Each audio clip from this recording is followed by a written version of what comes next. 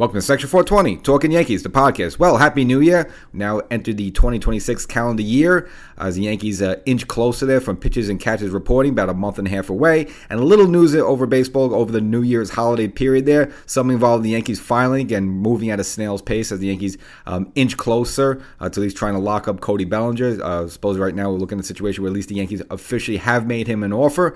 And some other news around baseball as well. Tatsuya Imai going to the rival Houston Astros. Again, I got to mention before, he was no way he was going to come to the Yankees.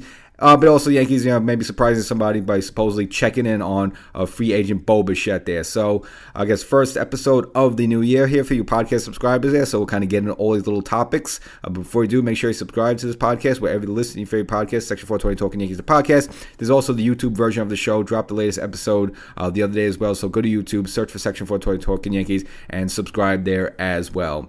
So, I always want to say I'm right. But again, I didn't feel like the Yankees were going to bring in any additional players with any sort of big budget other than trying to retain Cody Bellinger. That means I knew they weren't going to go after Michael King. He ends up staying with San Diego. I knew they probably weren't going to go after Tatsuya Imai, even though, he seemed like he didn't want to play for the Dodgers. Like the only Japanese player that didn't want to play for the Dodgers, and figured maybe the Yankees would come and swoop him. But this didn't feel like the Yankees were going to look to spend money in the starting pitching area when Hal Steinbrenner himself said he was very comfortable with their starting pitching rotation. So then the writing was on the wall there. So it was just a matter of where else he was going to go. Ends up probably a little bit of surprising with the Houston Astros. The deal could be worth up to 3 years and $63 million. So basically looking at it as a 3-year deal worth about $21 million per season, in which he can opt out after the 2026 season as well as the 2027 season. I guess if he comes off some great years and he feels like he could get a bigger deal. And it's kind of what you're seeing a lot of these modern contracts now. This is more of a player-friendly contract. At age 27, I'm sure he doesn't want to lock himself into a situation where, if he has 2 tremendous years, he's almost kicking himself in the pants. I could be getting more money per year. Now you're seeing these opt-outs. Again, we've seen other players do this also very recently, sort of like Blake Snell as another example, where young guys saying, like, all right, I want to make sure I'm at top dollar each year, so why would I want to lock myself into a 6-year deal where, okay, I have long-term security, but I could be making more per year if I come off 1 or 2 good seasons and I want to opt out and up my yearly salary. So that's what you're seeing a lot of these young players do, and that's seemingly what Imai is doing. So again, it could be anywhere from a 1 to 3 year deal up to $63 million if he stays in for all 3 seasons. Now, this does not include the posting fee that Houston has to pay to the Japanese team to buy his rights there. Now, that doesn't go against the luxury tax, but still, it's a chunk of money out of their pocket just for the ability to be able to sign him. And you can kind of see him in Houston. Obviously, they kind of in a little bit of rebuild mode themselves. Obviously, letting a lot of those older pieces go away, and obviously they need to kind of revamp their team as well as their starting rotation. Again, losing some of the old starts like Valdez as well as Verlander, who's been staples there for such a long period of time. You don't really see them go via the Japanese player too much there in Houston, but a little bit new, a little funky for them. And of course, Houston Astros is not exactly the greatest, ballpark, easiest ballpark for a pitcher to pitch in. Obviously, it's a very hitter-friendly park there. And, moving over from one league to another, there's going to be an adjustment period there. So more recently, we've seen the players coming over here and really having success hitting the road right away. So I don't think it'll take them too long. And of course, Houston also a warm climate, to sort of get used to versus having to play somewhere like Boston, for example, and having to pitch, games in April and May, or even somewhere like New York, pitching games in April and May and try to get adjusted to baseball here in the United States there. So again, I wasn't surprised about that at all, but finally some movement on the Yankees side, and that's of course I mentioned at the top there. Brian Cashman officially has offered the Yankee contract to Cody Bellinger, and now he's going to sit tight and see if it's going to be taken or not, or is it going to have to do further negotiation. I mean, if I want to just look at the past, usually once Cashman kind of puts an offer out there, and this is sort of like, take it, that's it. If you could find a better deal, go do it. And that's kind of, the bluff he did with Derek Jeter, and it seemingly did work because it looked like, no other team was offering Jeter more than 5 years and the amount of money that the Yankees were offering. But, you have someone like, Stevie Cohen out there, for example, who might, obviously they need Bellinger after a number of players they lost, especially with Pete Alonso and Brandon Nimmo, who provide them with a lot of power and home runs. Well, they're going to have to make that up somewhere else. So, if you kind of just say, well, we're going to stick to 4 years or 5 years and that's it, I mean, someone else can come along. So we'll see how this all plays out. But usually once the Yankees kind of make that offer, Cashman kind of digs his heels in and says, all right, well, if you can find a better deal, he'll let me know.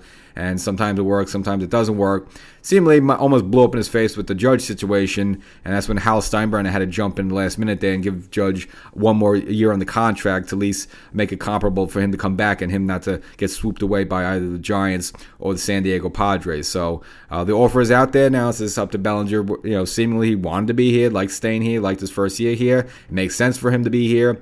And, if he just wants to put himself in a winning situation right now and for the near future, between here and what's going on in the Mets right now, who are kind of stripping things down a little bit, I don't think they're going to be totally a non-factor for the next couple of seasons. But again, they're pretty much getting rid of a lot of their previously good players and assets right now. So, I would say if you're looking to get a championship, if that's what it's all about, then right now, as things stand, you probably have a better shot with the Yankees right now than you do with the Mets. So let's see what he does there. And if another team possibly going to come in and try to swoop him up as well there, again, that all remains to be seen. But all the indications that most likely he should resign with the Yankees. So we'll see how that goes along. But what was kind of surprising, this is quote reporting from John Heyman, Yankees also checking on shortstop free agent Bo Bichette, who right now Toronto, seemingly they want to buy everyone else, but they don't want to offer the contract to this guy. They're one of their own guys who've come up to the system, and you would think they would want to retain him just coming off this great season. Now, I know he got hurt in the postseason there a little bit, but overall having a good season for them, hitting .311, 18 home runs, 94 RBIs with an OPS of 840,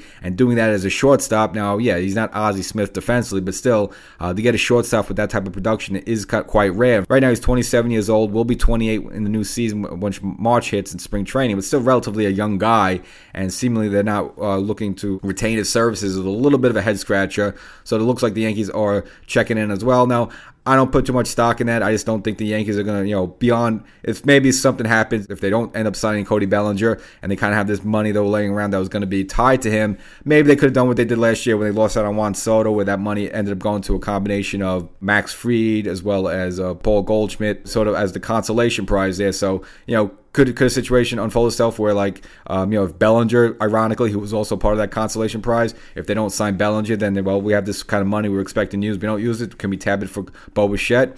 That's a possibility. So I won't say the Yankees are totally not in on Bo Bichette, but right now I just think that's more lip service right now. But it is interesting that Toronto's kind of leaving him hanging out there. Just again, coming off a really good season. He's part of your core team. He's been part of that core team for a couple of years now. You gave Vlad Guerrero Jr. his big payday at the start of last season, and it's kind of Bo Bichette's kind of that next guy who's due up.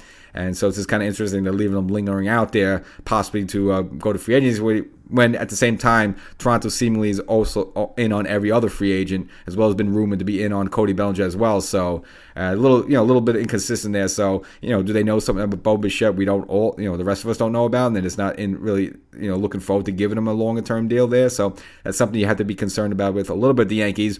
But other than the 2024 season, that was cut a little bit short with injury, and I know this past postseason, obviously missed a chunk with it. Overall, he's been quite a durable player and just kind of more or less a hit machine.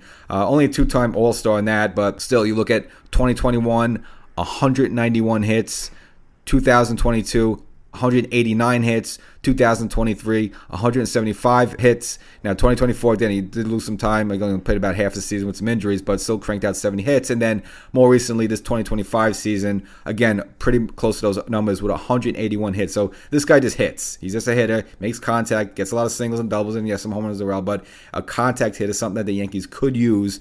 Obviously, know what we're dealing with Volpe at shortstop there, batting 210, 220. And right now, again, seemingly not going to be slotted in there, at least at the start of the season. And again, if you do bring up Bo Bichette on, obviously he's going to be your full-time shortstop there, and that probably at that point makes Volpe expendable, and then maybe looking to package your way on a certain deal where, I think there is some attractiveness to Volpe. One has one Gold Glove. I know he's had some defensive problems there, but you take that and the fact that, he does have some pop to his bat. He's like a 22 home run a season guy there.